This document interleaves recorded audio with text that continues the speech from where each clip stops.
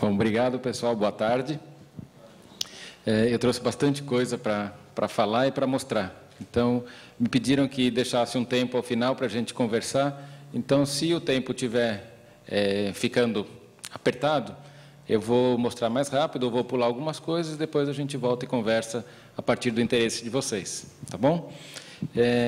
Então, eu vou começar aqui mostrando... Isso aqui saiu num livro do ano passado, do Jordi Vivancos, é um espanhol, um catalão, que fez um estudo muito detalhado sobre como a gente vem tentando colocar a tecnologia na educação, né? E ele separou em 4 fases. A primeira, que ele chamou, era onde a gente tentava trazer a tecnologia de uma maneira suplementar ao currículo. Foi a época em que a gente ensinava o que é um sistema operacional, como é que usa o Word, quais são os comandos, né? O que é o PowerPoint, quais são os comandos para criar. Então, era muito focado nas ferramentas.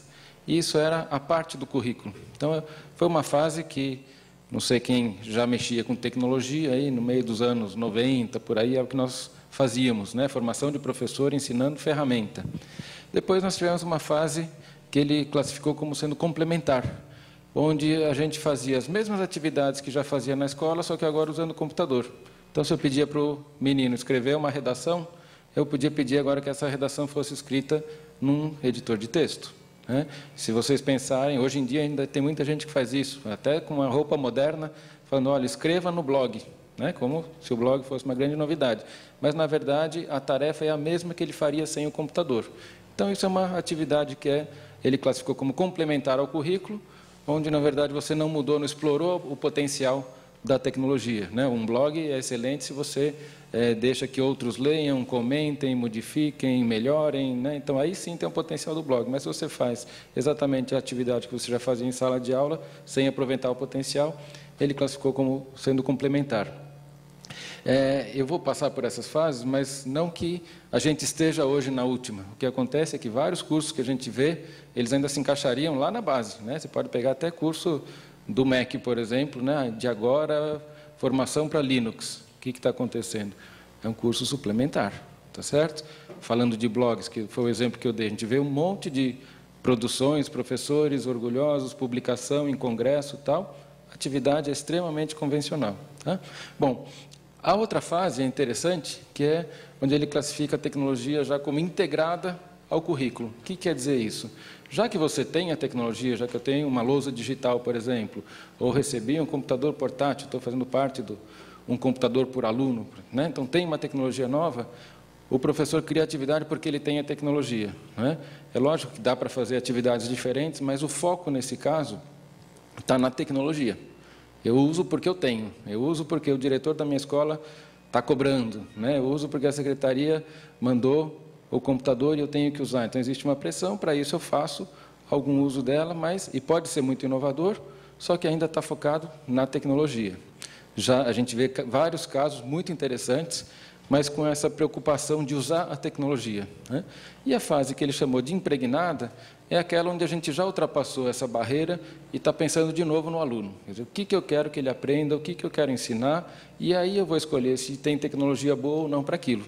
Então, é uma fase muito mais consciente, muito mais madura, eu só vou usar a tecnologia quando ela é boa, né? Não vou usar porque tem, eu vou usar se for útil. Então, essa é a fase que o Vivancos chama de um uso impregnado. Tanto que vocês veem que aqui já desaparece a bolinha, né, de tique. Eu não estou mais pensando que tenho o computador. Ele faz parte do mesmo jeito que eu tenho o livro didático, o caderno, outros recursos. Também tenho um computador, também tenho outros recursos tecnológicos. Então, isso é só para dar um pano de fundo, né? Por que eu estou fazendo isso? É muito difícil a gente começar daqui, né? A gente sabe que ninguém vai se sentir à vontade com tecnologia se não tem um contato, né, um domínio inicial, uma segurança, conhece as possibilidades. Então, como a gente falou, né, a tecnologia ela pode ser um grande aliado, né? Também pode ser um grande dificultador. O Mark Prensky, que eu estou citando aqui, ele foi a pessoa que, no começo acho que 2001, mais ou menos, 2001, ele cunhou um termo que ficou depois marcado, né, que era os nativos digitais e os imigrantes digitais. O que ele chamava de nativos digitais? São aquelas as crianças, né, os jovens que já nasceram no mundo digital. Para eles não tem o que a gente sente, né? Nossa, mudou tudo por causa do computador. Para eles já nasceram assim. Então é muito natural eles usarem a tecnologia de uma maneira, tanto que a gente costuma dizer, não, o aluno aprende muito mais fácil.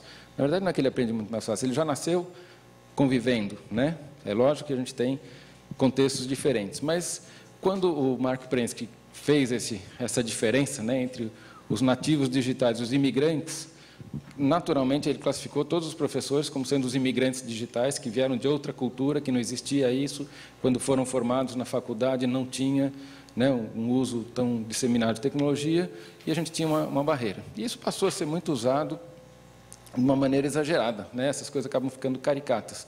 E ele escreveu um outro artigo, agora recentemente, que é esse que eu estou citando aí, onde ele fala, a diferença não está em ter nascido numa época ou não, está em como você usa essa tecnologia, né? E aí ele diz que o grande potencial da tecnologia, com o que eu concordo, é que você não é que vai fazer coisas diferentes. Você até pode fazer algumas coisas que não fazia antes, mas ele potencializa demais as coisas que você já fazia, né? Você consegue, por exemplo, numa pesquisa, ir muito mais fundo. Você desenvolve capacidade de filtrar agora o que é bom, o que é ruim, de um leque muito grande. Antes você não tinha acesso à informação, hoje você tem um acesso enorme. Então você pode começar a desenvolver capacidades de filtrar, de melhorar suas ideias, de contactar outras pessoas, especialistas. Quer dizer, isso abriu um leque enorme para capacidades que a gente já tinha, né? Então aqui eu fiz uma listinha da ampliação que ele diz, né, o potencial que a gente tem pelo fato de estar usando a tecnologia, né? E por que eu estou colocando isso, né? Para os próprios educadores, né, sem pensar ainda no processo de ensinar os alunos, mas pensando só na própria formação da gente, já existe uma gama de ferramentas que eu não sei quantos de vocês já estão usando, mas isso é cada vez mais comum. A gente não tem mais que depender de um curso que foi oferecido. Tá? Hoje, se eu quiser, eu vou atrás, né, faço a minha formação. Então, eu posso entrar em usar ferramentas online para criar documentos colaborativos. Por exemplo, esse aqui, acho que é um documento que está... Deixa eu ver onde está isso. Né? Revisão 715. Por quê? É tipo um diário de bordo de um grupo inteiro, que vai trabalhando junto, cada um faz uma visita numa escola, escreve. Tá? Então, vocês veem que é a possibilidade de trabalhar junto usando o Google Docs. Dá para fazer a mesma coisa com os wikis. Ou se você se inscreve para participar de um fórum que seja interessante para você. Ninguém falou, tem que ir nesse fórum. Você foi atrás, falou, isso me interessa. Vou lá e uso como material de formação, né? Fóruns, blogs e assim por diante. Ou fazer parte de comunidades mesmo, né? Tem já várias comunidades interessantes em Facebook, MySpace, Orkut. Aqui eu citei uma que é mais profissional, que chama LinkedIn. Dá para criar comunidade dentro até do YouTube, né? E aí tem um material muito bacana também, através dos vídeos. Hoje em dia, tem muita gente dizendo que os alunos, né, a primeira coisa que eles fazem já não é mais procurar no Google, é procurar se tem um vídeo sobre aquilo, né? Em vez de colocar a palavra-chave no Google, eles vão ver se tem um vídeo, porque eles acham muito mais interessante, muito mais fácil de aprender. Então, vocês veem que está mudando, né? Para a gente já pôr no Google e achar alguma coisa já era tão diferente. Para esses meninos agora já não é essa a primeira opção, né? Mas, então, isso só para mostrar que, para a gente também, como educador, abriu um leque enorme de possibilidade da gente se atualizar, né?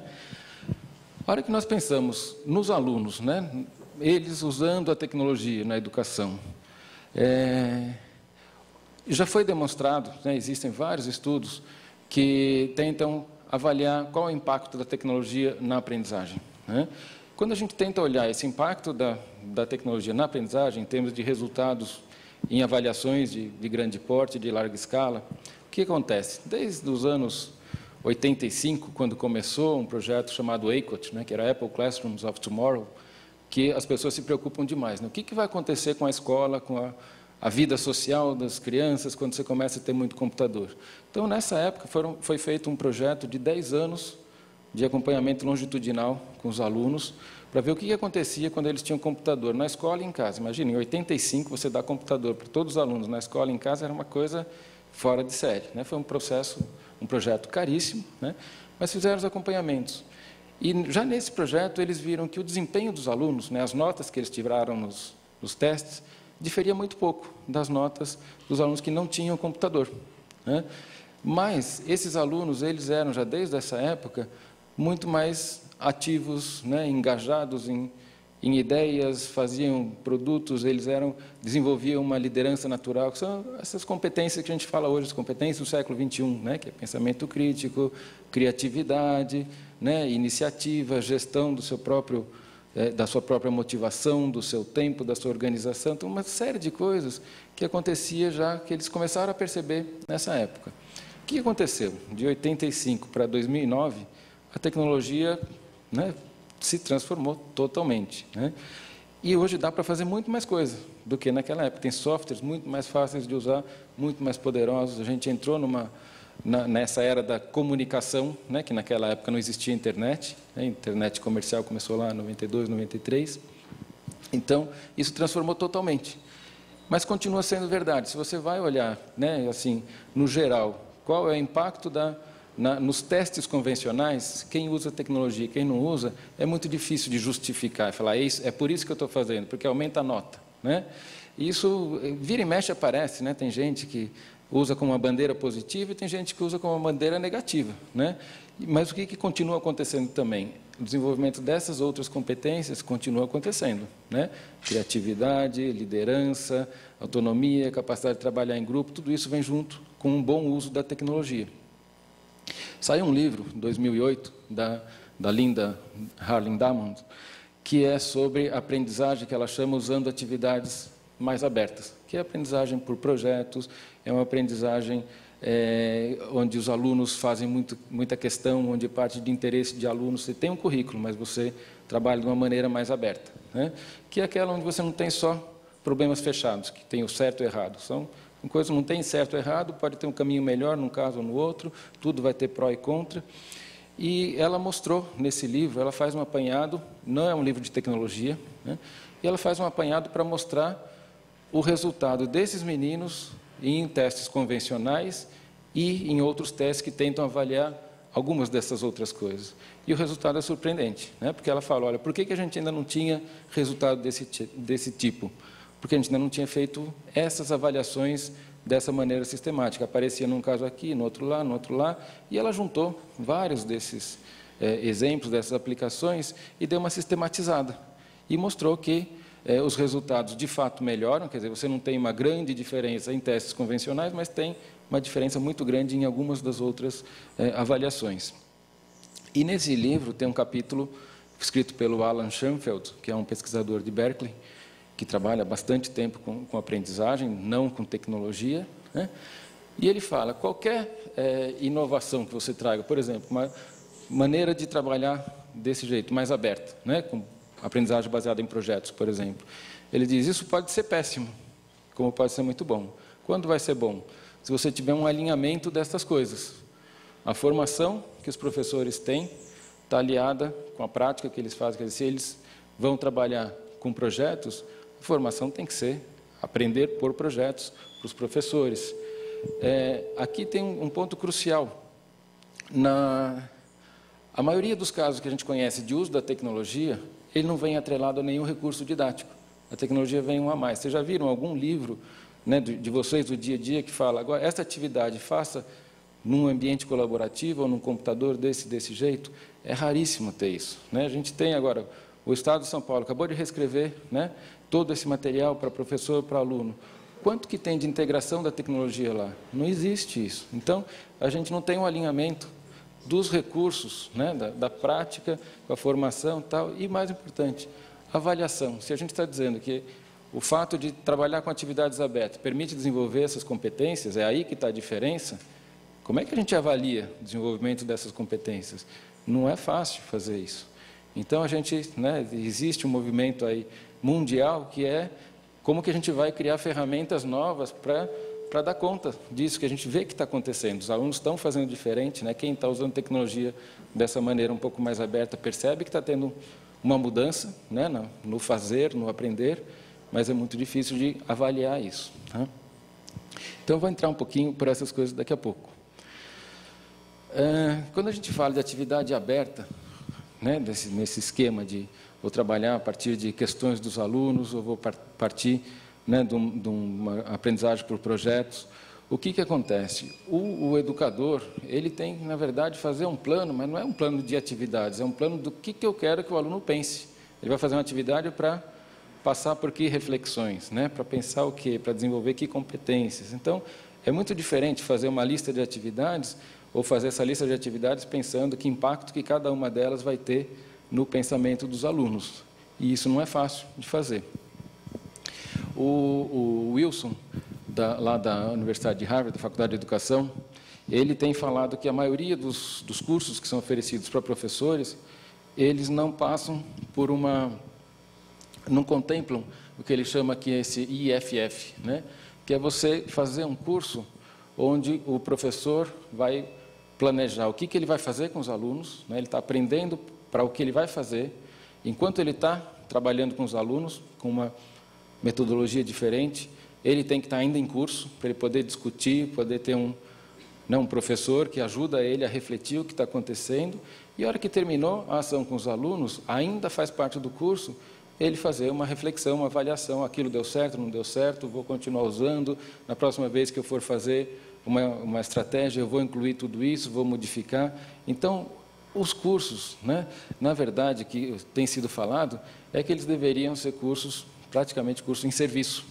E isso era muito difícil de fazer, antes da gente ter uma tecnologia disponível. Hoje, cada vez mais, dá para fazer um curso onde você contempla essas fases. Não é que você tirou o professor da escola, né, ele foi lá, fez um curso de 40 horas, por exemplo. É um transtorno para a escola, né, sair 5 dias da escola, imagina. Foi lá, fez 40 horas, voltou para a escola e está sozinho, abandonado. E agora, como é que faz com tudo aquilo que eu aprendi? Não acontece, né? Isso está naquelas fases lá que eu estava falando lá dos suplementares, complementares, né? Bom, hoje eu vou mostrar daqui a pouquinho, a gente tem tecnologia que permite fazer essa transformação. E como eu estava falando, né, um dos grandes nós que a gente tem é a avaliação. Então, se a gente começa a pensar que as formações já, o que a gente aprende, deveriam também ter embutido um processo de avaliação que fosse o mesmo que eu vou fazer com os alunos. Por que a gente faz um curso onde vou receber o certificado simplesmente porque eu entreguei a tarefa final ou porque eu participei do fórum? Tinha que mandar uma mensagem por semana, eu mandei. Né? Chego lá, recebo um certificado. Será que isso é uma avaliação formativa? Já me qualificou para fazer um trabalho com os alunos com avaliação formativa? Né? Não é, a gente não faz isso. Então, dentro dos nossos cursos, a gente tem que embutir os processos, as tecnologias que são possíveis de usar com os alunos. Né? Aí eu já vou fazer uma crítica ao que está acontecendo atualmente. Vocês devem ter visto a disseminação que nós temos hoje de uso do Moodle, por exemplo. Né? É um ambiente de curso, Moodle. Né? Ou o eProInfo, são os ambientes de curso à distância, né? Que hoje está disseminado, todo mundo usa. Eles são extremamente potentes. Agora, o que o professor tem para usar com seus alunos? Algumas das escolas, das grandes escolas particulares, têm esses ambientes oferecidos para os alunos, né?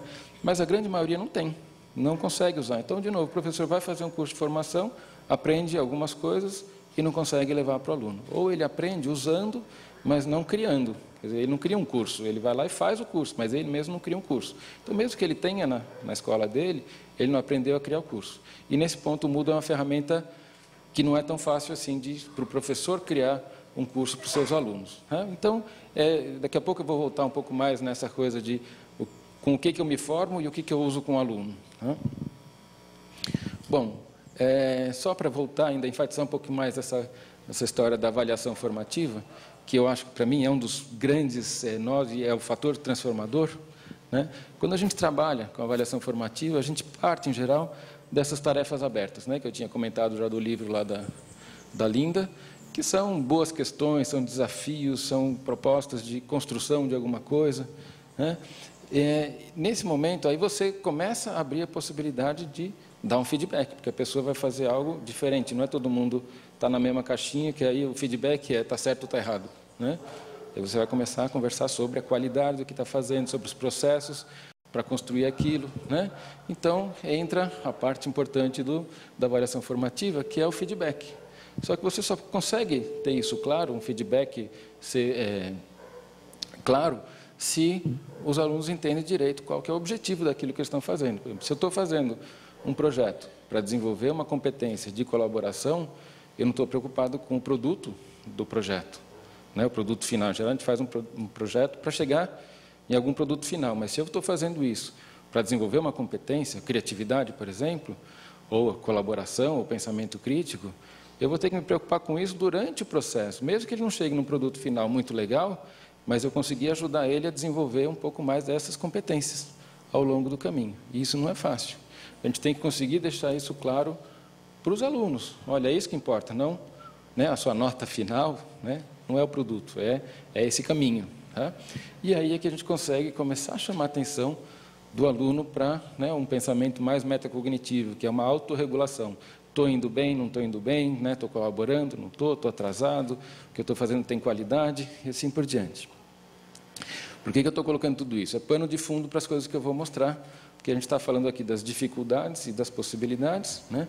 E então eu acho que quando eu mostro possibilidades, é importante que vocês entendam por que eu estou partindo dessas possibilidades. A gente tem uma infinidade de coisas bacanas para mostrar, e não dá tempo de mostrar tudo. Então, eu vou mostrar algumas que estão indo por essa linha que eu estou, né, pavimentando o caminho para mostrar para vocês. Ainda nessa história, né, de formação. Se me perguntassem hoje, a tecnologia tá sendo bem usada nas escolas? Eu diria que não. A gente não mostrou ainda, não justificou por que ter a tecnologia. A gente sabe que não dá para se negar, né? Hoje o mundo é tecnológico, as crianças aprendem sozinhas, a gente vai para, né, eu tenho feito um trabalho com o governo do Ceará. Então, às vezes a gente vai em cidadezinha, né, pequena, e tem lan house, tem aluno lá dentro, tem jovem usando tal, né? Eu fui para Itacaré de férias, aí tinha não sei quantas lan houses assim, na rua, né? Uma do lado da outra, e quem que está lá? Não é só turista, é o pessoal local mesmo, que nesses lugares você vai, 50 centavos a hora, sabe? Uma coisa popular mesmo, e eles estão usando, né? Então, não tem como a gente falar, vou brecar, a escola não vai fazer parte disso. A gente tem que falar, bom, como é que é a melhor maneira de incorporar isso dentro da escola, e não falar, a escola virou uma redoma, não me interessa o que está acontecendo no mundo, tá? Mas, então, se fosse falar, hoje a escola está usando bem a tecnologia, não está. Por que não está?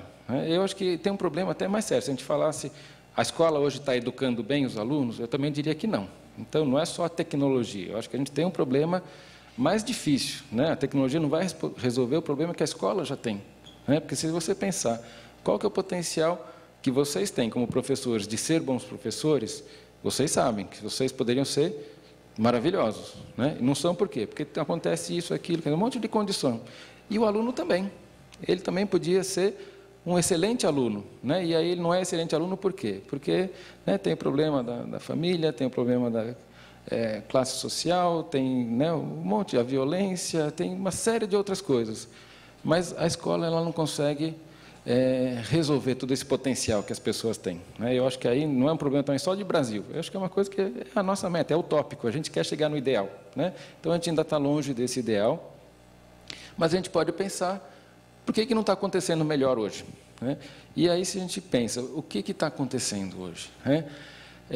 Eu trouxe aqui uma figura que é desse autor, o Mark Rosenberg, que ele começa a analisar como é que tem sido a formação no mercado corporativo, né? Ele fala do e-learning, que deu uma transformação do mesmo jeito que no meio educacional, né? A educação formal também acontece. No mundo corporativo, a chegada da tecnologia, fazer curso à distância, né, ter a tecnologia para você ter um curso em CD e assim por diante, também transformou muito como é que se aprende, né? E tem algumas coisas aqui que são muito interessantes a gente pensar no nosso contexto, da educação mais formal. O que ele fala? Aqui você tem uma ponta, né, que são os cursos que têm sucesso quando você oferece um curso para um novato, um professor, por exemplo, acabou de se formar, ainda não tem muita experiência, né? O que ele precisa, né, em geral? Ele gosta, né, de um treinamento que seja na sala de aula, com o professor, né, todos os alunos lá, pode ser online também, mas é né, que ele classifica aqui como mostre-me como fazer. Tá?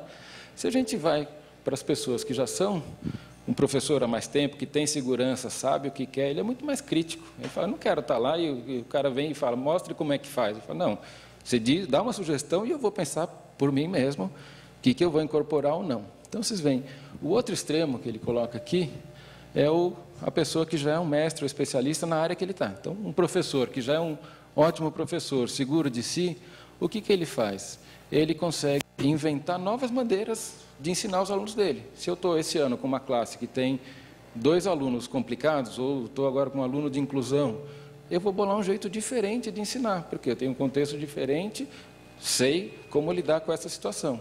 Então, é uma pessoa que consegue desenvolver métodos e consegue ensinar os colegas, porque ele já está nesse ponto de mestre, de especialista, né?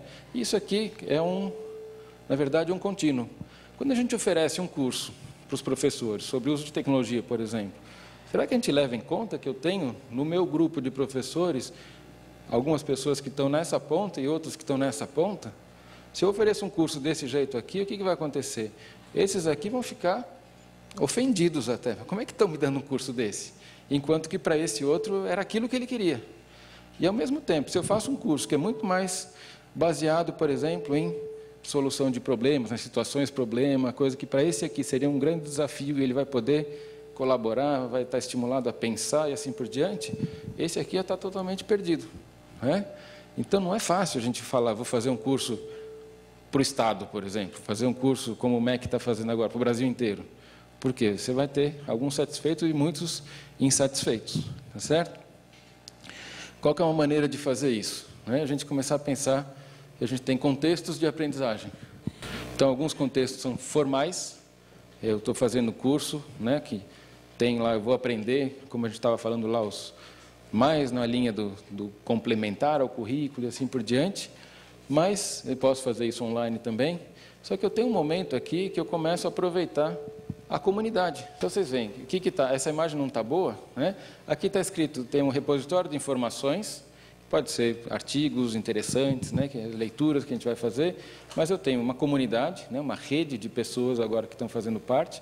Então, essas pessoas que estão fazendo um curso online, elas também fazem parte dessa comunidade, só que não é só aquela turma. Por exemplo, eu posso ter turmas que já terminaram o curso e continuam fazendo parte da comunidade. São as comunidades de prática, comunidades de aprendizagem, que vocês também já devem ter ouvido ou já participam, né?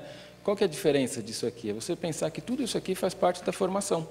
Então, eu posso ter, em algum momento, esses especialistas que eles estão fazendo parte dessa mesma turma aqui, só que o papel deles é ajudar os outros, né, que estavam naquela ponta lá dos novatos. Ele vai estar propondo, né, situações-problema. Em vez de partir de situações-problema prontas do curso, ele é o propositor, porque ele tem experiência para isso, né? Então, isso aqui é uma maneira diferente de pensar nos cursos, que é quase um curso não curso, né? Que é um curso que é uma grande experiência, uma vivência. E aí se encaixa aquilo que eu estava falando antes do Wilson, que é você preparar antes de trabalhar com o aluno. Enquanto eu estou trabalhando com o aluno, eu tenho especialistas, tenho uma comunidade para discutir, quando terminou, eu faço uma reflexão. Isso é possível se a gente foge um pouco do esquemão de curso tradicional, que é leitura, atividade e avaliação final, né? Então, só para colocar mais um ingrediente aí na história. E qual que é uma das grandes vantagens de fazer um curso dessa maneira? Que a gente sai desse esquema aqui, né, que hoje vocês devem sentir. Por exemplo, cada vez que vocês vão fazer uma formação, né, o que acontece? Você para o seu trabalho ou você para a sua família, né, e vai lá fazer o treinamento, né, a formação. Aí você volta, continua dando aula, né? Então, é uma sobrecarga, ou para o sistema, porque você deixou de dar aula, ou para você, porque você deixou de cuidar da sua vida pessoal, né? E nessa maneira que eu estava mostrando, qual que é a ideia? Você tem uma primeira fase aí de um treinamento um pouco mais organizado, mais formal, onde se decidem as coisas, fazem os combinados, e depois essa formação ela está ligada com o seu dia a dia, com o seu trabalho. Enquanto você está trabalhando com os alunos, você já está registrando alguma coisa, né? E aí você vai discutir com os outros professores ligado ao que você está fazendo. É o projeto dos seus alunos, por exemplo, que você está discutindo como parte da formação, né? Isso aqui começa a ser possível com o uso da tecnologia, um bom uso de tecnologia, né? Mais uma tela ainda antes de começar a mostrar exemplos que eu acho que são bons exemplos para a gente olhar. Por que não dá certo, né? Por que a gente não pode dizer hoje tem casos excelentes já disseminados de bom uso de tecnologia? Se a gente pensa só nas mudanças, sem pensar em tecnologia, né? Uma inovação pedagógica, por exemplo, né? Chegou na escola e quer começar a trabalhar, por exemplo, ser um pouco mais socioconstrutivista, né? Que isso foi um grande sonho há um tempo atrás, hoje as pessoas já estão, né, questionando isso, e questionam muito mais porque não atingiram o que queriam, não é porque que esses ideais não são bonitos, né? Porque eu acho que, né, a ideia de aprender com o outro, de construir o seu próprio conhecimento e tal, isso é muito bacana, né? E a gente vê acontecer numa escala pequena, o difícil é fazer isso, né, generalizado, né? Então, se a gente pensa, por que não dá certo, né? Como é que uma mudança dessa poderia dar certo? Esse autor, né, o Michael Fullan, é um autor canadense que foi consultor já de alguns projetos nacionais do Tony Blair e assim por diante, né, quando fizeram grandes mudanças. Ele listou aqui 8 itens que ele fala que, se esses 8 itens existirem na sua inovação, pode ser que dê certo. Se você não tiver alguma dessas coisas, é quase certeza que não vai dar certo, né? Então, não são garantia, mas são quase que exclusão de uma mudança. Então, por exemplo, vamos fazer já a aplicação para o caso de um bom uso de tecnologia. Se não existe um engajamento moral das pessoas para usar a tecnologia, é a primeira coisa, não vai dar certo. O que é esse engajamento moral para o bom uso da tecnologia? As pessoas acreditarem que aquilo vai trazer um benefício. Então, você tem que conseguir vislumbrar alguma mudança, quer dizer, o que eu quero que aconteça na minha escola, o que eu quero que os alunos aprendam. Quando eu vejo isso, eu vejo que a tecnologia poderia chegar nisso. Então, é um engajamento porque eu acredito, né? Esse acreditar é algo que pode ser conquistado. Se tem no meu grupo de professores 2, 3 professores que são resistentes, o diretor não está nem aí, o que a gente tem que fazer? Trabalhar primeiro nesse nível de convencimento, trazer exemplos, né? Trazer quais são as possibilidades, os caminhos para envolver as pessoas, para primeiro ter um corpo de pessoas que acreditam naquilo. Senão já está fadado ao insucesso, né? Começou, eu vou entrar para ver o que é. Já não, né? Se depende de um esforço pessoal, já não vai acontecer. Desculpa, pessoas, então você está categorizando como os professores, né? Aqui não, esse aqui é importante.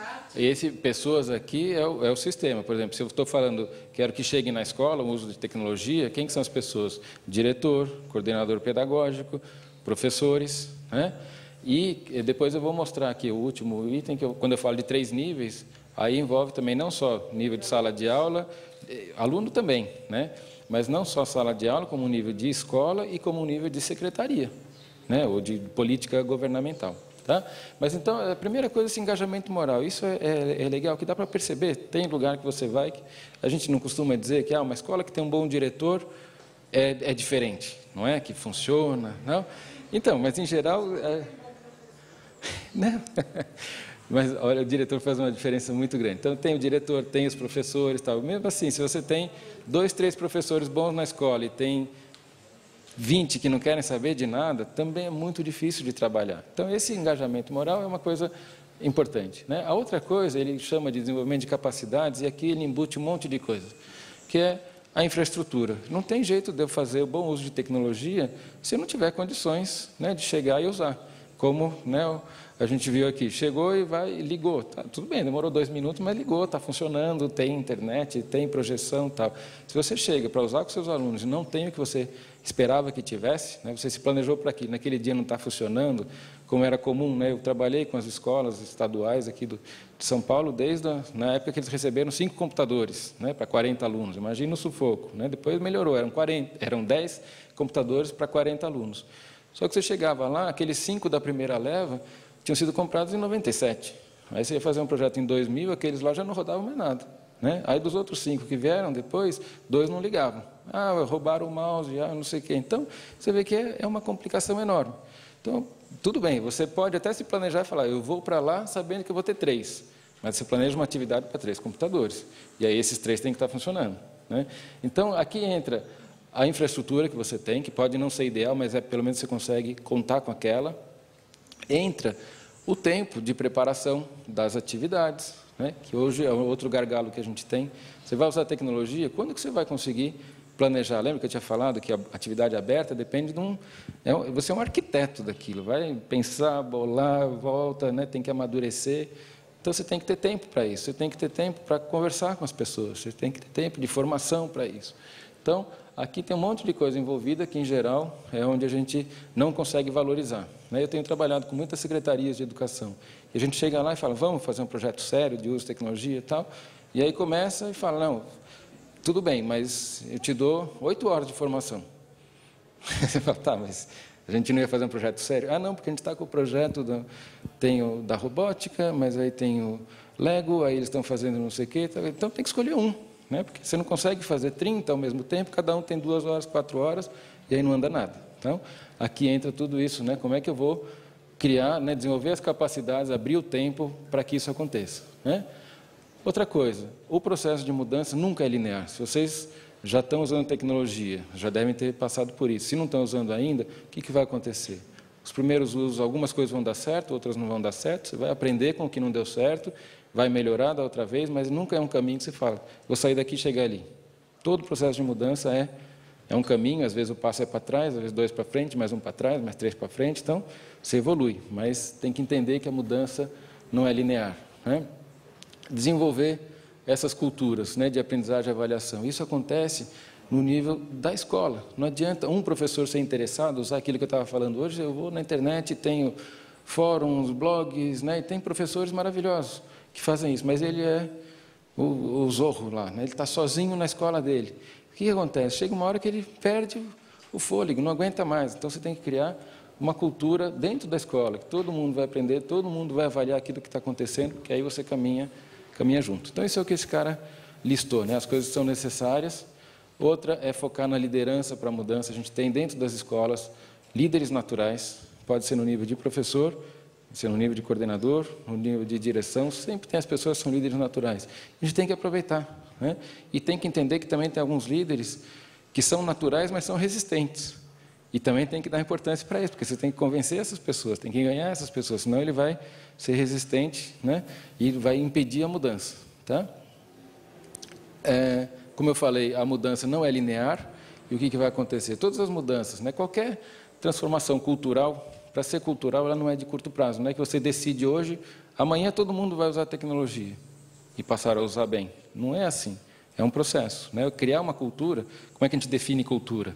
É quando a maioria das pessoas faz aquilo porque é natural, todo mundo faz, você também faz, né? Então, você gerou uma cultura, e isso leva tempo.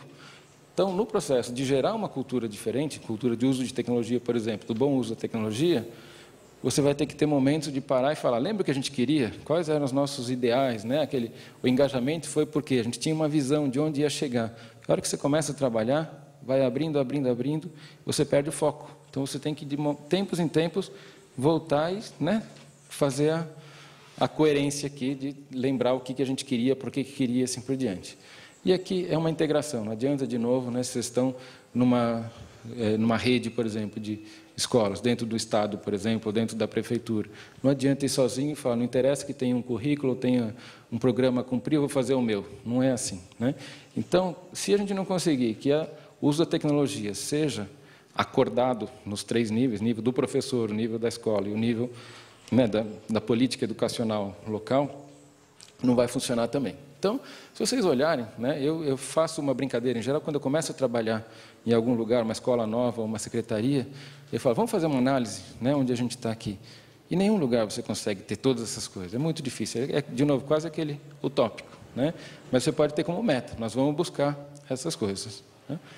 Bom, eu vou pular essa tela, aqui eu estou só enfatizando aquilo que eu já falei antes, que é a gente usar a tecnologia agora para ir além, né, ampliar as capacidades, como eu falei na primeira tela.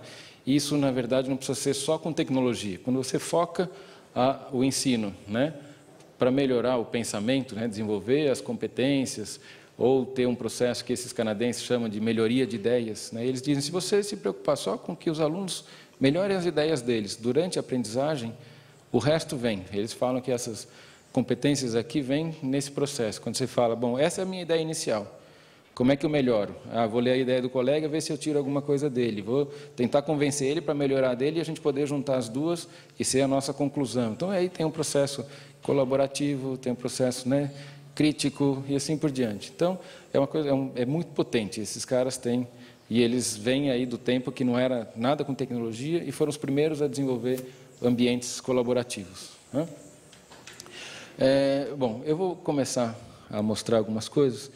Uma coisa interessante dos bons ambientes colaborativos é que eles te permitem, né, eles provocam a reflexão dos meninos e te permitem algumas visualizações, né? Então, eu vou mostrar isso depois, mas, por exemplo, como é que aparece a diversidade de ideias dentro do grupo, né? Se você consegue mostrar isso para o próprio grupo, olha, as ideias que vocês tinham eram todas parecidas, a hora que começou a aprender, melhorar a ideia, né? Aquele processo de melhoria de ideias, olha o leque que foi abrindo. Então, isso dá para mostrar para os alunos, né? Como é que no tempo vai ampliando, ou mostrar quem lê o que o outro escreveu, né? Você vê aqui tem uma rede totalmente simétrica, que assim, cada um desses pontinhos é um que leu o trabalho do outro, né? Então, você vai formando, às vezes você vê que quando não existe essa disseminação de trabalho colaborativo, o que acontece? Tem os pontinhos isolados, né? Ele só escreveu uma vez, ele leu só uma coisa do colega, ou só leu do professor. A hora que você mostra, isso fica evidente, né? Que quem que é esse pontinho isolado? Você vai lá ver, né? E no sistema dá para identificar que é um aluno. Então, esse pessoal tem feito isso com muito cuidado para ver se algumas dessas coisas são só para o professor, para ele saber como intervir, algumas eles mostram para o aluno, discutem junto, mas são algumas coisas bacanas que apareceram aí. Tem as ferramentas, que não sei quantos vocês conhecem, mas as ferramentas Web 2.0 de colaboração. Então, essa aqui que eu estou citando é uma ferramenta de construir mapas mentais, né, que é na linha dos mapas conceituais, e, né, um jeito de pensar que é muito interessante, mas quando você faz isso colaborativamente, amplia ainda mais o potencial que você tem com essas ferramentas. Existe uma dificuldade muito grande com a Web 2.0 para os professores. No dia a dia da gente, se você falar, vou começar a usar a ferramenta da Web 2.0, você fica maluco, porque você vai ter que cadastrar todos os seus alunos em cada um dessas ferramentas de Web 2.0. E aí, para acompanhar depois o que eles estão fazendo, né? Eles começam a ter uma liberdade de... estou no Google Docs, por exemplo, né? Criei mais um documento. E aí ele trabalha com os alunos, com os colegas, e não convida o professor. Você vai ver só o trabalho final. Não acompanhou. E, de novo, o bacana é o processo. Ver o produto entregue, você não sabe como é que aconteceu. Então, quando a gente fala o bom professor vai acompanhar, e se ele está usando ferramenta Web 2.0, é mais trabalho, né? E aí a gente cai numa coisa que, até hoje, foi um dos grandes inibidores do uso da tecnologia, que é uma sobrecarga de trabalho para o professor. Ele tem que achar, como eu falei, né, de 85 para 2009, apareceu muita coisa bacana. Algumas dessas tecnologias facilitam a vida do professor ao invés de complicar. Então, acho que a gente tem que olhar para elas também, né? Eu vou passar um pouco para exemplos. Então, aqui eu vou mostrar agora alguns exemplos usando um ambiente que foi produzido pela Fundação Educacional Oracle, é um ambiente gratuito, né? E que eles acham que quanto mais gente estiver usando, melhor, né? Então, ele foi construído a partir de ideias de alguns educadores, pessoal de Stanford, né? Eles têm, nessa fundação, são 5 membros externos à corporação Oracle. Eles decidiram, né? A Oracle é uma das grandes empresas aí de software do mundo, né? Produz banco de dados, mas eles têm uma fundação, essa fundação é gerida, ou dirigida, em sua maioria, por gente de fora, e educadores. Então, eles falam, bom, nosso métier é tecnologia, mas vamos criar uma coisa que seja útil, e aí fizeram esse ambiente que é muito bacana. Está traduzido em várias línguas e eu tenho usado em várias escolas. Então, eu vou mostrar agora algumas das coisas que dá para fazer quando a gente tem um ambiente colaborativo de verdade, um ambiente que facilite a vida do professor. Então, esse que eu falei para vocês, ele foi criado pela Fundação Educacional Oracle. E como é que funciona? Você vai lá e diz para a fundação que você quer usar, que você é de uma escola, faz um cadastro da escola, ou o governo já faz uma... Isso. Ou o próprio governo faz um acordo com a fundação e põe todas as escolas, né? Então, no Ceará, por exemplo, eles fizeram isso, entrou 700 escolas de uma vez só, todas têm o acesso e tal. Mas uma coisa bacana é que é um ambiente para a escola, ele não é aberto, não tem adultos de fora, né? Então, todo mundo que está lá assinou um termo, o professor fala, eu sou responsável pelos alunos. Vou acompanhar. Tem umas ferramentas de acompanhamento simples para você ver, por exemplo, se não tem imagens impróprias, né? Porque conforme vai aumentando a faixa etária dos alunos, vai ficando mais difícil de acompanhar, né? Então, esse caso aqui que eu estou mostrando para vocês é de aluno de primeiro ano, né? 6 anos, que eles começaram a usar. E tem uma série de atividades, aqui as professoras, eu trabalhei junto com essas professoras, ela fez uma sequência didática, eram 4 aulas no laboratório, que eram intercaladas com algumas aulas na sala de aula, né? Esses meninos pequenininhos, vocês veem que eles ainda escrevem do jeito deles, né? Bichos que existem e bichos que não existem com S e tal. Aqui eram os livros que eles tinham gostado de ler, né? Então, 7 histórias para sacudir o esqueleto. Tal. Isso aqui é na linguagem dos meninos, que é muito fácil de criar isso, né? É como se você tivesse possibilidade de, em qualquer lugar, em qualquer página dentro desse ambiente, né? E ele tem um espaço para projetos, muito bacana, você pode criar como se fosse um blog lá dentro, né? Então, aqui vocês veem, ela criou um brainstorm, né? Tem esse botão compartilhar uma ideia que está ali em cima.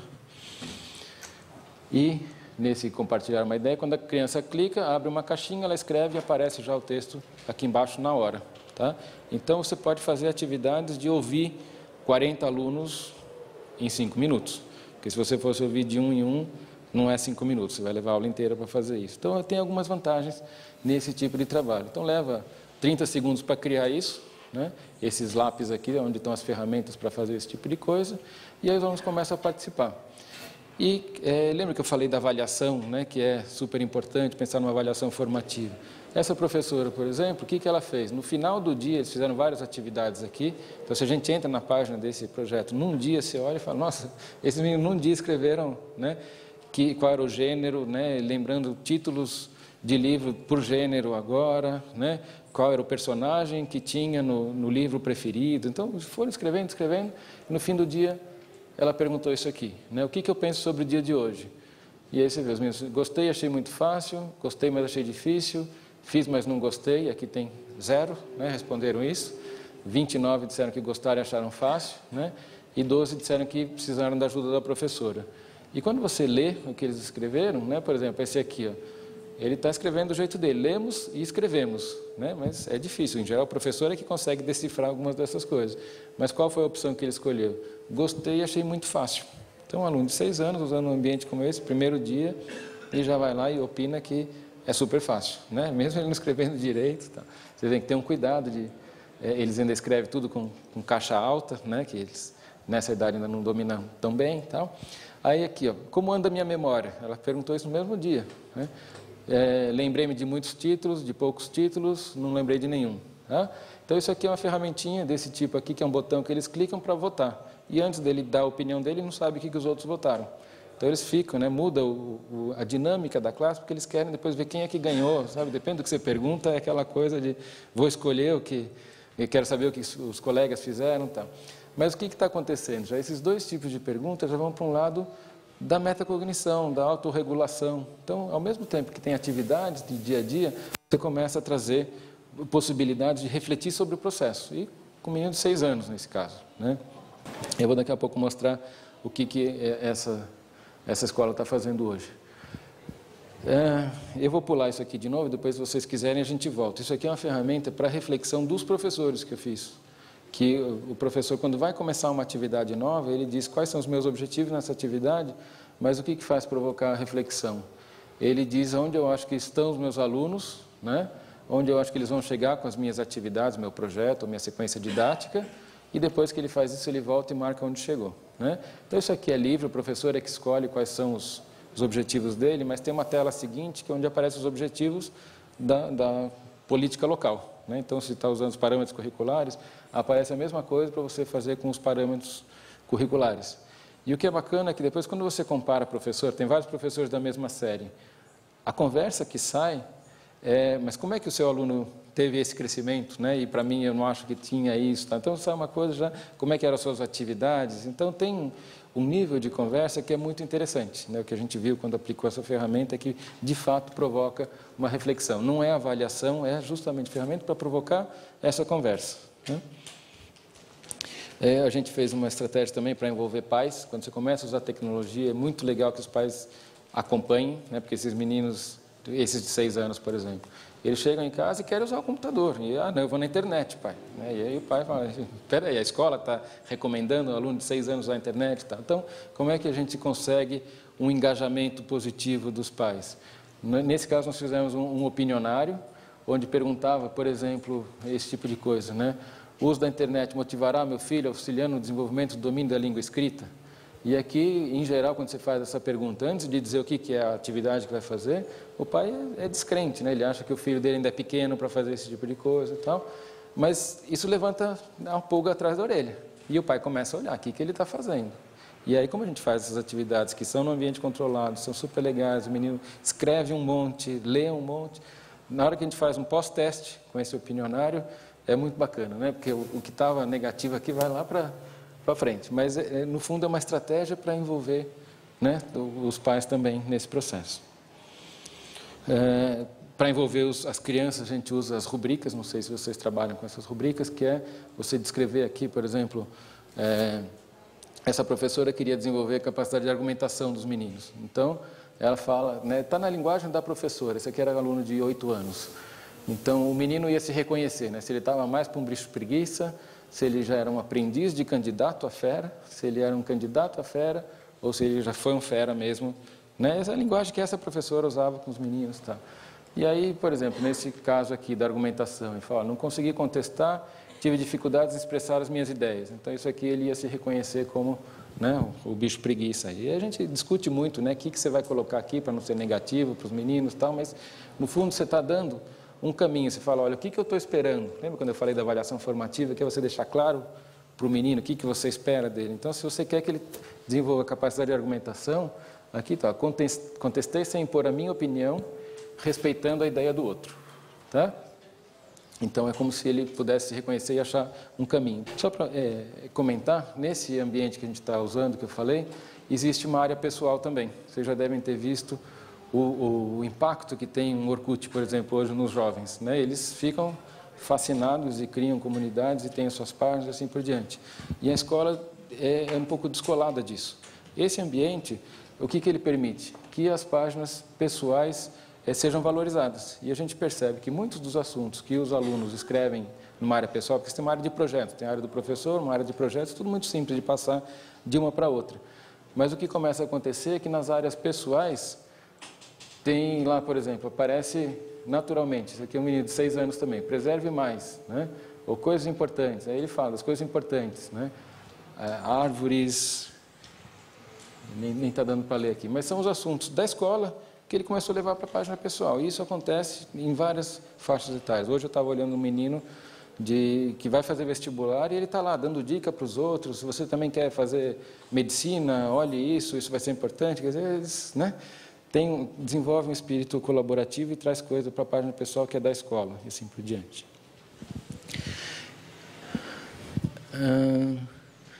Outra coisa, a gente fala de aprender colaborativamente. Né? A gente sabe que, de novo, isso é um grande gargalo para o bom uso da tecnologia. Né? Que você pode se perder, fala, bom, os alunos estão lá, estão interagindo, só que o professor não consegue acompanhar o que está acontecendo. Né? Isso acontece muito nos fóruns, por exemplo. Quando você tem lá um fórum, se você for ler dentro do fórum o que é de cada aluno, para formar o perfil daquele aluno, como é que ele participa, isso dá uma trabalheira enorme. Né? Então, você tem que ter maneiras de trabalhar com grupos menores. Né? Então, você tem um grupo grandão, mas também tem o lugar onde você vai avaliar. Então, esse projeto, por exemplo, vocês estão vendo aqui, ó, tem número de membros. Isso aqui eu tirei já faz alguns meses, tá? 699. É um projeto sobre astronomia. E esse professor, ele abriu para o mundo inteiro. Falou, ó, quem quiser participar, né, tem aqui uma parte que é geral, pode participar quem quiser. Então, estava com 699, hoje já está com 800 e tanto. Porque os professores, eles entram para participar, colocam seus alunos e tem uma área geral, que é, por exemplo, levantamento de concepções alternativas. Aqui você está vendo, por exemplo, aqui, ó, o Big Bang é um termo relacionado com origem da vida, origem do sistema solar, origem do universo, algumas coisas que a gente que trabalha com ensino de ciências conhece as concepções espontâneas. Você sabe, se você perguntar isso, vai separar. E é muito bacana ver, por exemplo, nesse tipo de pergunta, as respostas que vêm da Índia, por exemplo, são totalmente diferentes das que vêm do Brasil, porque tem um lado cultural, né, de concepção de origem da vida, origem do universo, assim por diante. Então, esses meninos, eles trabalharam. Aqui tem uma série de páginas que tem atividades interativas, eles postam coisas, escrevem e tal, mas esse professor que criou o projeto, ele criou como se fossem subprojetos, os grupos pequenos agora dos alunos dele, que ele queria acompanhar, queria saber se esses estão de fato desenvolvendo, né, tendo a oportunidade de trocar com outros alunos, tal, mas ele queria ter um olhar muito mais focado. Então, ele criou subprojetos, aqui você vê, tem 19 membros nesse grupo, na verdade é um grupo de 5 alunos, que são os membros de fato do projeto, que escrevem. Então, eles escreveram, nesse caso, é sobre buracos negros, né? E aí eles fazem uma série de produções, agora muito mais no grupo pequeno. E aqui eu estou mostrando uma das rubricas de avaliação. Quer dizer, todos os grupos de alunos da sala, cada um tinha um tema, fizeram os trabalhos, apresentaram para os colegas e foram avaliados pelos colegas. Essa avaliação acontece no momento que ele faz a apresentação, né? Todo mundo está no laboratório de informática, está no telão, um grupo vem aqui e faz a apresentação, terminou, os outros vão lá e vão dizer se a apresentação foi fraca, média, boa ou excelente. Então, de novo, uma tecnologia que o professor monta isso em 5 minutos e todos, né, apertam lá, leva mais 2 minutos para ter essa avaliação. Então, você vê nesse caso aqui, esse grupo fez a apresentação, 12 disseram que foi média, 27 boa e 2 excelente. E aí eles justificam por que foi média, boa. Tá? Então, de novo, é aquela coisa de colocar o processo de reflexão, avaliação por pares dentro do processo, né? E usando a tecnologia. A gente tem tecnologia hoje para fazer esse tipo de coisa. E isso transforma bastante o que a gente faz. Eu vou pular isso aqui. É um projetinho que nós fizemos para estimular, aqui ele foi apresentado há 2 semanas lá no congresso na Espanha, que é como é que a gente consegue ver que estão sendo desenvolvidos, né, que eu tinha falado antes. É muito difícil avaliar desenvolvimento de competências, né? Então, nesse caso, a gente queria olhar para o desenvolvimento da criatividade, liderança e colaboração. Eu tinha uma situação muito privilegiada, a gente usou um computador por aluno, né, os laptops, isso existe, né? Eu acho que tem uma necessidade de a gente mostrar que isso é bom, porque se vocês compararem o custo de montar um laboratório desses móveis com os computadores que tem hoje, né, esses netbooks ou Classmate, XO e assim por diante, comparar com um laboratório normal com cabo, sai mais barato montar dessa maneira, né? Só que a gente ainda não está convencido, né, de que vale a pena. E existem coisas que a gente não faz no laboratório fixo, convencional, porque é muito importante a gente pensar que a tecnologia, lembra quando eu falei do modelo impregnado? O que é aquele impregnado? Eu vou usar a tecnologia no momento que ela é boa. Só que se eu tenho que pegar meus 30, 40 alunos e ir para o laboratório de informática, eu já tenho que pensar, né, planejar muito mais. É diferente de alguém falou alguma coisa ou aconteceu, né, uma notícia no mundo aí que é ótimo para eu trabalhar com os meus alunos. Ir para o laboratório de informática, reservar, é complicado. Se você tem um computador lá que você abre e fala, isso vamos fazer com o computador. Agora fecha, vamos trabalhar conversando e tal. Nesse caso, o que nós fizemos? Era um trabalho que era em pequenos grupos e usava um computador por grupo para registrar o que estava acontecendo, qual era o fluxo de ideias, para depois analisar a criatividade, né? Tinha uma série de facilidades aí, é tudo com um clique, né? O aluno já disse uma nova ideia, uma expansão da ideia que já estava, se é um comentário a favor, um comentário contra, ou se é algo genérico que está sendo falado, né? Quer dizer, o assunto era física e foi para futebol, né? Então, mas isso tudo para provocar uma reflexão que depois os meninos avaliam como é que foi o processo. E eles dão feedback para os colegas. Então, é o uso de tecnologia que a gente não faz se não tiver essa mobilidade. É no momento do brainstorm que a gente faz, né? Esse tipo de uso que, em geral, você não faz o brainstorm, né? Essa tempestade de ideias, quando você tem uma atividade provocadora, né? Um desafio colocado para os alunos, eles têm que discutir, têm que chegar numa conclusão, um tem que convencer o outro. E é nesse momento que aparece o líder positivo, o líder negativo, né, que vai dizer, olha, não, a minha ideia que é boa, essa é que tem que ser, né, e ele é opressivo e tal. Então, como é que a gente forma esse menino com relação a isso? O professor não consegue acompanhar 7, 8 grupos na sala, vendo como é que eles estão negociando, onde está aparecendo a ideia, quem que é o criativo, né? Então, essa ferramenta permite trazer esse olhar para o processo e discutir com os meninos. Tanto que, nesse caso, aqui estão as telas, já depois que foi feita essa aplicação, aqui só para mostrar a cara da ferramentinha, né? Ele é muito simples, eles vão dizendo, monta o grupo, monta quem vai ser o aluno que vai anotar de quem, porque se você tem 4, 5 alunos, enquanto eu estou falando, eu não me preocupo em anotar nada. É o seguinte que coloca uma palavra-chave e diz se era uma ideia nova, né, a favor, contra, tal. A hora que ele fala é o outro que anota e assim por diante. Mas quando eles terminam, né, eles colocam aqui se é isso que eu estou dizendo, se é uma nova ideia, então é um clique só, e aí eles dão um feedback para os colegas. Aqui está depois que eles terminam, eles falam, o que esse colega, para cada um deles, o que ele pode fazer para melhorar na próxima vez que a gente tiver uma discussão desse tipo. E ele vai falar, ele tem que falar menos, tem que falar mais, tem que melhorar o foco na questão, né? Melhorar o conhecimento na área, ou ser menos mandão, né? Na palavra deles, eles usam isso. Então, a gente começa a trabalhar com isso quando a professora faz essa análise agora. Vamos olhar aluno por aluno, quais foram os feedbacks, como foi a participação dele. Isso tem um impacto na dinâmica da sala. Então, é como a gente consegue começar a trabalhar com as competências. E esses meninos, né, quando termina o processo, o que eles escrevem? Né? A professora aqui perguntou, o que esses alunos aprenderam nesse processo? É uma autoavaliação, uma reflexão deles. Né? O que eu aprendi nesse processo? E eles falam, aprendi mais sobre a água, a discutir melhor em grupo, e achei que a parte da avaliação naquele celular, né, aquela telinha que vocês viram, eles chamavam de celular, porque tinha uma tela muito pequenininha, para eles tinha cara de celular aqui. Né? Foi muito legal porque você pode tentar melhorar o que estava ruim e se você estava ótimo, ficar do mesmo jeito. Quer dizer, aquela história que eu estou recebendo feedback dos colegas. E isso, assim, todos eles escreveram essa reflexão, aparece isso com muita frequência. Tá?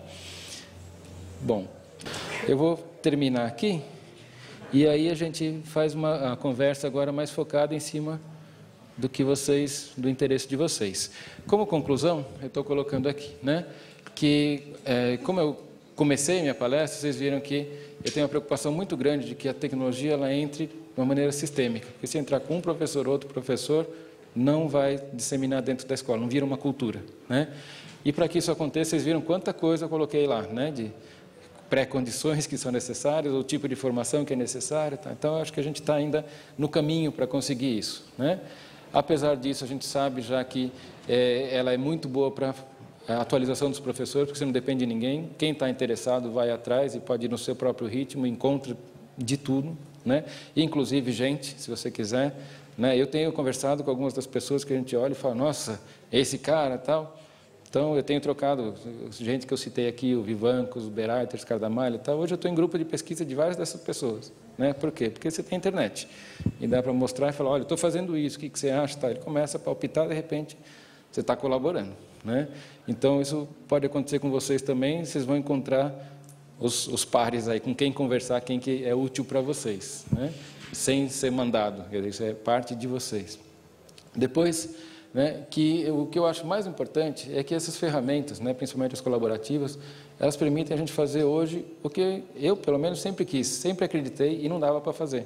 Que é você, por exemplo, trabalhar com 30 alunos, mas ter um olhar para cada um. Né? Quando eu estou falando de desenvolver competência, essa competência é no nível individual. Né? O aluno não é criativo. O que eu posso fazer para ajudar esse menino? Então, eu tenho que conseguir olhar para ele.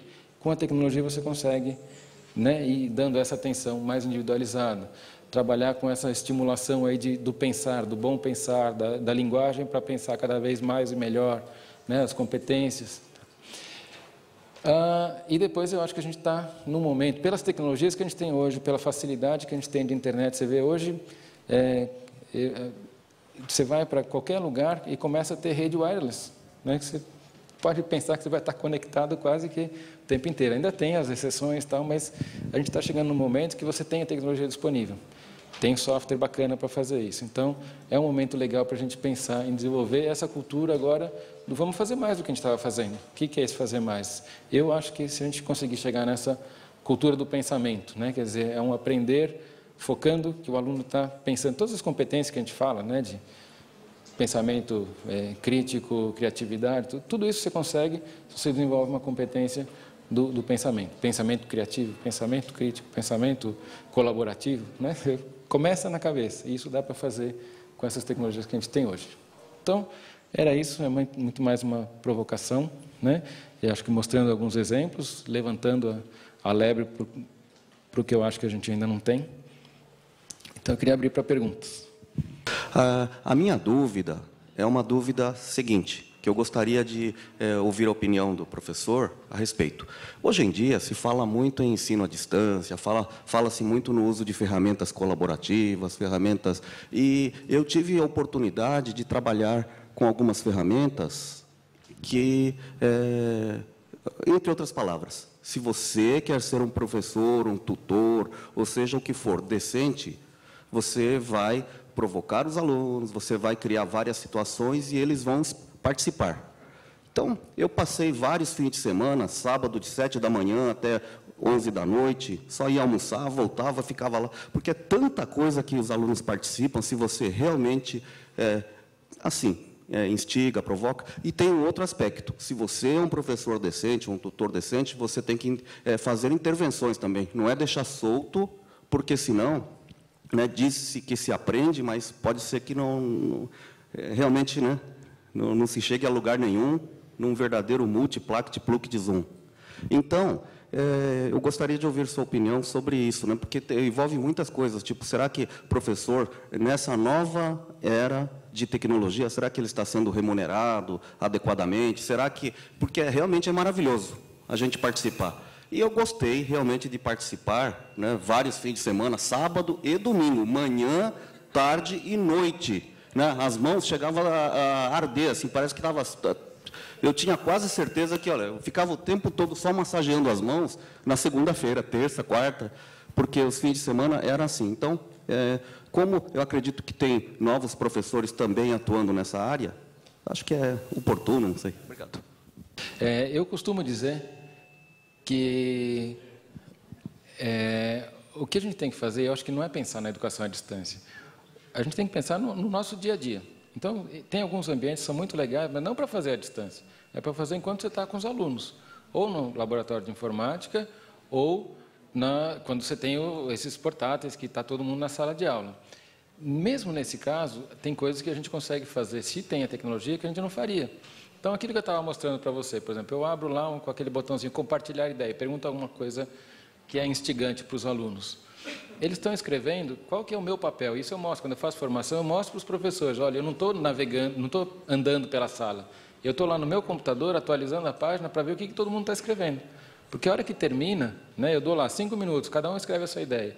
Terminou 5 minutos, eu já sei a ideia de todo mundo. Eu não tive que ir para casa e ler aquilo. Não, eu li naquela hora. Porque a hora que terminou os 5 minutos, eu tenho os ganchos. Porque a gente não faz isso. Quando alguém fala uma coisa, fala, isso é legal. E aí você já usa como gancho para a próxima coisa. Eu faço isso enquanto eu estou lendo. Já vou identificando, por exemplo, eu vou propor um debate em cima das ideias deles. Nesse momento que eu estou lendo, eu já estou tirando quais são as ideias para eu propor a atividade seguinte. Eu tenho a estratégia que vai ser, vou levantar as ideias, vou propor um debate, vou trazer os temas polêmicos, que eu sei quais são, e eu já sei que vão aparecer deles, né? Mas então eu vou tirar de lá. Então eu venho com o meu planejamento, mas eu faço isso na hora. Então eu não levo trabalho para casa. Por isso que eu digo que é importante você ter um ambiente bacana, porque senão você vai levar, como você falou, você vai levar um trabalho para casa. Aí, por exemplo, um tutor, na verdade, ele é um professor à distância. E aí ele está fazendo o papel de professor, então ele tem que ler tudo mesmo. Para ser um bom professor, ele vai ler, vai dar feedback. Mas no nosso dia a dia, como professor, com uma sala de aula presencial, eu sugiro essas atividades onde você vai lendo junto, ou, eu falei também de você já criar modelos de como é que se trabalha em pequenos grupos. Né? O que eu tenho feito é assim, o pequeno grupo, eles publicam o resultado das ideias do grupo. Né? Então, aparece lá ao mesmo tempo 3 alunos num grupo e você tem 9 grupos, 10 grupos na sala. A hora que eles publicam, eu peço para um ler o do outro e já comentar, já palpitar. Então, esse trabalho de melhoria de ideias, lembra que eu comentei esse processo de melhoria de ideias, que ele é super importante, ele acontece no tempo de aula. Então, acho que isso o meu recado para essa pergunta é, escolha uma tecnologia legal que você consiga fazer isso no tempo de aula. E tem tecnologia boa para isso. Francisco, eu sou professor do ensino básico e do ensino superior também. A pergunta é muito direta. Em relação a esse ambiente que você apresentou, o ThinkQuest, da Oracle, né? Só uma pergunta. A questão de administração disso, porque o grande problema dos professores é exatamente a facilidade em administrar esse tipo de sistema. A pergunta é, esse sistema é facilmente administrado? Precisa de um administrador externo? O próprio professor pode administrar? Como é que funciona isso? Bom, meu nome é Eliana, eu sou professora de TICS no Fundamental e no Ensino Superior também. E assim me chamou muita atenção na palestra a questão de avaliação, né? E você fala aí do construtor, que é uma ferramenta de avaliação em grupo, como adquirir, como usar. Os mapas conceituais também, eu gostaria de saber qual é o software, enfim, que você utiliza. Eu acho que uma das grandes vantagens desse ambiente é a administração. É o professor que faz, ele não precisa de ninguém. Né? A única coisa é que tem um administrador para cadastrar os professores. No momento que o professor está lá, ele cadastra aluno, ele abre um formulário e coloca nome e sobrenome. O sistema gera automaticamente o nome de usuário e a senha. Depois, se você quiser trocar, você troca e tal, mas o professor gerencia isso e é extremamente simples. Bom, com relação à outra pergunta que a gente tinha, então, de mapa, eu tenho usado aquele MindMeister, que é um mapa conceitual colaborativo, né? Mas eu gosto muito também do CMAP. CMAP. É maravilhoso, né? Ele é mais sofisticado que o MindMeister, mas são igualmente bons. Como você viu, eu tenho uma preocupação muito grande de avaliação, né? E eu já desenvolvi várias ferramentas, essa que você viu, né? Fui eu que fiz, a ferramenta lá dos meninos, de provocar essa reflexão. E eu já participei de algumas avaliações de grande porte. Então, quando a gente teve aqui no Estado o ensino médio em rede, ou o PEC, né, o PEC Formação Universitária e tal, eu participei da equipe da Carlos Chagas, que fazia os instrumentos de avaliação para avaliar 60 mil professores. E o que a gente queria saber? Se o programa tinha causado uma transformação nesses professores. Então, como é que se avalia isso? A gente criou várias situações de problema que, conforme as respostas, a situação vai modificando. Então, o professor diz, o que eu faria nessa situação? E aí, conforme o que ele responde, o sistema, porque se ele dá a resposta esperada, né, politicamente correta, o sistema vai para o lado, mas isso é difícil de fazer, tem isso, para ver se ele mantém. Tal. Alguns de vocês devem ter feito esses cursos, talvez tenham visto essas ferramentas. Então, eu tenho trabalhado num leque, né, de aquelas rubricas que eu mostrei para vocês, eu criei algumas das rubricas online, facilita também muito a vida, você ter a visualização disso para comparar de um aluno de outro, eles pensarem sobre isso. Então, tem muita coisa que a gente pode fazer com avaliação, né? Mas não tem muita coisa pronta. Se você quiser, depois eu posso te passar o link dessa ferramentinha que eu criei de trabalho em grupo. É uma coisa ainda está numa escala experimental, mas eu já andei apresentando, né, em congresso e tal. E tem um pessoal do Chile que falou, a gente queria aplicar aqui em larga escala, tal. Então, provavelmente a gente vai dar uma cara já um pouco mais robusta, porque o que acontece hoje é que ela é numa escala, você fala, eu tenho esses alunos aqui, você me dá a lista, eu coloco lá e você usa a ferramenta, mas ela não está pronta, não é um produto comercial e nem vai ser, né, mas dá para usar. Da princesa, né? O que ela não sabia. Eles estão no meio do projeto, eu também não sei o que ela não sabia. O que eles estão fazendo? Vocês viram lá, eu mostrei, tinha uma série de aulas, né? E eu não li esse livro. Na verdade, eu trabalhei com essas professoras já no ano passado, quando elas também usaram esse ambiente. E uma coisa legal, até para colocar para a questão que foi colocada antes, qual que é o processo de entrada na escola, né, da tecnologia? Nesse caso, eu fiz um primeiro projeto com 4 professoras, 2 de primeiro ano, 2 de terceiro ano, né, e a coordenadora pedagógica. A gente fez um trabalho, uma reflexão, tinha um diário de bordo, usamos o próprio ambiente para ir fazendo as discussões e tal. Isso foi num ano. No ano passado, no fim do ano de 2007, nós fizemos isso. Foi muito bacana. Essas professoras ficaram, né, e os meninos que eram alunos dela, no ano seguinte, porque queriam usar o ambiente e tal. No ano seguinte, nós oferecemos lá na USP um curso de aprendizagem baseado em projetos. E aí vieram várias professoras dessa escola, fizeram o curso. Então, elas saíram, né, motivadas. Agora, o que está acontecendo? Elas estão usando todos os professores da série. Vocês viram que já virou a tal da cultura que eu falava. A gente seguia um processo que era devagar, natural, mas chegou na escola. Quer dizer, hoje não tem volta. Elas estão usando, querem usar, estão satisfeitas, fazem planejamento junto, são todas as crianças que usam e tem uma pressão enorme para os outros anos usarem. É uma escola muito grande, eles têm 3.500 alunos e um laboratório. Então, o que acontece? Eles combinam que tal mês vai ser de tal turma, né? Então, elas têm 1 mês e meio para o primeiro ano. E esse 1 mês e meio está acontecendo agora. Então, elas estão desde o começo, você viu que tinha lá uma coisa assim, opa, chegou a nossa vez, não sei se vocês lembram. Era isso, eles ficam na expectativa de chegar a vez deles poderem usar o laboratório de informática. E eu costumo dizer que esse é o problema bom, né? Porque quanta escola a gente não tem que o laboratório está lá encostado, né, ou está sendo mal utilizado. Então, como é que você chega nesse ponto onde tem essa expectativa e queremos usar e vão usar bem, né? Foi um processo, né, de convencimento, de planejamento, criar boas atividades e agora está acontecendo, né? Tudo bem, gente? Muito obrigado.